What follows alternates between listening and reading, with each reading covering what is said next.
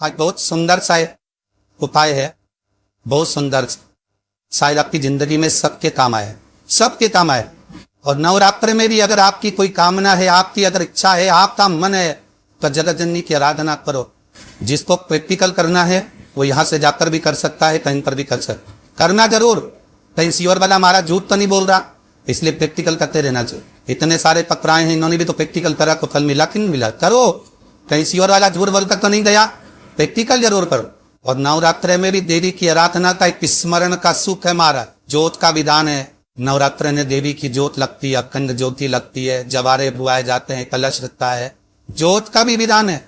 जिसके यहाँ दिया अखंड जलाया जाता है, अगर वो दिए की लो, दिए की बाती अगर दक्षिण दिशा की होती है तो उसके घर में साल भर में एक घात जरूर होती। जब दिया अखंड जलता है, उसकी बाती का मुख दक्षिण का नहीं होना चाहिए।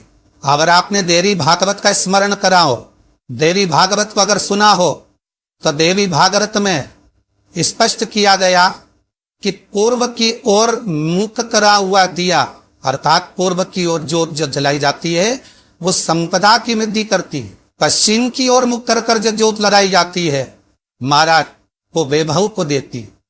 और उत्तर की ओर जो मुख कर कर ज्योत जलाई जाती है, उत्तर की ओर जो ज्योत का मुख रहता है, वो आयु की वृद्धि करती है, घर में अकाल मौत को रोकती है। दक्षिण की ओर ज्योत ना लगा, अगर आपको लगाना है पूर्व की लगाए, पश्चिम की लगाए या उत्तर की। और जितने दिन महारानी जगदम्बा जगतधात्री दुर्गा भवानी, अब की बार माता जी घोड़े पर आई है। हर बार देवी पजर बदल के आती है, इस बार जो नवरात्रे आए वो घोड़े क्या, तो घोड़े पर जो देवी जी आती है वो समृद्धि को देने वाली आती है, लक्ष्मी की वृद्धि करने वाली आती है। जैसी घोड़े की रफ्तार होती है, उस रफ्तार से लक्ष्मी घर में आती है। मेरी माँ जगत जननी दुर्गा भवानी अब की बार घोड़े पर आई है, साल भर में इतना धन दे देगी कि आपने पीछे के 4 साल में नहीं कमाया होगा, इतनी मेरी माँ भंडार भर देगी। ये घोड़े पर आई है, कोई साधारण नहीं हो सकता। देवी भागवत में स्पष्ट किया गया, जब जगदम्बा मगर पर आती है उसका भाव अलग है, और जगदम्बा जब हाथी पर आती है उसका भाव अलग है, और जगदम्बा जब घोड़े पर आती है तो जगत को समृद्धिवान बना देती है, वैभव में कमी नहीं आनी। अब ये अले दुनिया के लोग अभी रोते हैं कि पैसा नहीं आ रहा, मेरी माँ अगर घोड़े पर आई है तो उसका सुख आपको जरूर मिले। एक जरा सी मिट्टी की दुकान भी अगर आप खोल कर बैठेंगे तो चांदी और सोना के बराबर कमाएंगे, इतना धन देगी वो माँ। और नवरात्र में भी अगर आपकी कोई कामना है, आपकी अगर इच्छा है, आपका मन है, तो जगत जननी की आराधना करो। पति और पत्नी में अगर क्लेश है तो जगदम्बा के मंदिर में मक्खन चढ़ा, प्रेम बढ़ जाए। आपको लगता है कि पति कोई अन्य स्त्री से लगा हुआ है या परिवार टूट रहा है, तलाक तक पहुंच गया है, तो माता के मंदिर में आप ध्वजा लगवाइए, उस ध्वजा पर मक्खन लगाकर लगवाइए, आपको लाभ मिले। यदि आपको लगता है कि बच्चे बहुत ज्यादा अपशब्द बोल रहे हैं, मुंह चला रहे हैं और प्रेम नहीं रख रहे, तो माता के मंदिर में लाल पुष्प, लाल चंदन और लाल चूड़ी माँ को समर्पित करिए, प्रेम बढ़ेगा। बच्चा कभी आप भी से कम नहीं बोलेगा, प्रेम की भाषा निकली। सती पता यार, जिनके घर में ज्यादा रोग हो, बीमारी हो, ज्यादा तकलीफें आ रही हो, कष्ट बढ़ रहा हो, बीमारियां बढ़ रही हो, या भय लग रहा हो, डर लग रहा हो, हृदय चित्त में कहीं ना कहीं आपको भय का भान हो रहा हो, तो एक लोटा पानी, एक कलश में जल भर कर रख लीजिए और रात भर उसको रख कर दो। नवरात्र चल रहा है, वो उस कलश को रात भर रख कर सुबह सुबह उस कलश में एक बेलपत्र डालकर उस जल को नीम के पेड़ के नीचे, जहाँ नवरात्र में नीम के पेड़ के नीचे सारी विद्याएं, आदि शक्तियां, सारी देवी उस नीम के पेड़ के नीचे विराजमान रहती है। उस कलश में एक बेलपत्र डालकर रात भर रखकर उस जल को पूरे घर में घुमाकर उस नीम के पेड़ के नीचे समर्पित कर दीजिए महाराज। घर में भय लगना बंद हो जाएगा, कोई बड़ी बीमारी आपको घेरेगी नहीं, और उस बीमारी से, उस रोग से आप मुक्त रहेंगे, उस बीमारी से, उस रोग से आप मुक्त पाएंगे।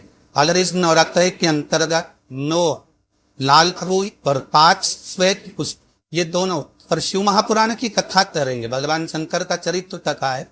अगर आपने देवी भागवत का स्मरण किया हो या भगवान शिव की पवित्र आनंद में कथा स्कंद पुराण के काशी खंड में अगर शंगी बाबा ने वर्णन किया है कि किसी भी स्थान पर यदि हमारे घर में 2 शिवलिंग है नहीं है तो किसी अपने घर के गमले में बगीचे में 2 पार्थिव लिंग का निर्माण, 2 पार्थिव, उसमें एक शिव जी का स्मरण करें और एक में माता पार्वती जी का स्मरण। देवादिदेव महादेव के 2 स्वरूप 2 लिंग प्रकट करता है, एक पर 9 पुष्प लान और एक पर श्वेत पुष्प पाठ समर्पित करें, बाबा की आराधना करें, घी का दीप लगाए, पूजन करें और बाद में उन शिवलिंग को और उन पुष्पों को विसर्जन किसी भी नदी में, तालाब में, बावड़ी में, अगर वहां नहीं विसर्जन कर सकते हैं तो किसी वृक्ष के नीचे उनका विसर्जन। तो शिवलिंग का निर्माण वहीं नहीं कर सकते हैं, एक शिवलिंग का निर्माण करें और उस शिवलिंग के पास में ही एक छोटा सा मिट्टी का ढेला रखकर मां जगत जननी जगदम्बा का भी पूजन कर। चैत्र नवरात्र में, शारदीय नवरात्र में, आषाढ़ी नवरात्र में, आदिक पौष नवरात्र में हम जगत जननी जगदम्बा की जब स्थापना करते हैं तो हम कलश की स्थापना क्यों करते हैं? आखिर कलश में ऐसा क्या है? कलश के अंदर आखिर ऐसा क्या विराजमान है कि 33 कोटि देवता उस कलश के अंदर आकर बैठ जाते हैं? हमारा शिव महापुराण की कथा कहती है महाराज, भगवान ओघरदानी शंकर स्वयं आद्य शक्ति जगदम्बा से कहते हैं कि जगदम्बा तू क्या चाहती है? वो है तो जगत जननी जगदम्बा कहती है कि जहां मैं हूं वहां शंकर है, ये आपने कह दिया, पर जहां शंकर है वहां पार्वती का होना जरूरी है। उसके लिए सिद्ध करने के लिए एक स्थान ऐसा बनाया जाए जहां पर शंकर विराजमान है और शंकर के साथ पार्वती विराजमान है। तो शिव जी ने कहा पार्वती उसके लिए मैं तुझे एक सुंदर कलश का निर्माण कर दे। भगवान कुंभ का निर्माण करें, भगवान कलश का निर्माण करें और भगवान स्वयं ब्रह्मदेव करें कि आप ऐसा निर्माण कर दो जिसमें 33 कोटि देवता सुता विराजमान हो जाए। तो भगवान ने उस कलश का निर्माण कर दिए। आप कलश का निर्माण करा तो स्वयं भगवान ब्रह्मदेव बोले प्रभु इस कलश के अंदर मेरा स्थान का बहुत ध्यान देना महाराज। कलश का जो मुख होता है उस मुख पर भगवान विष्णु का स्थान होता है। इसका स्थान है भगवान विष्णु का।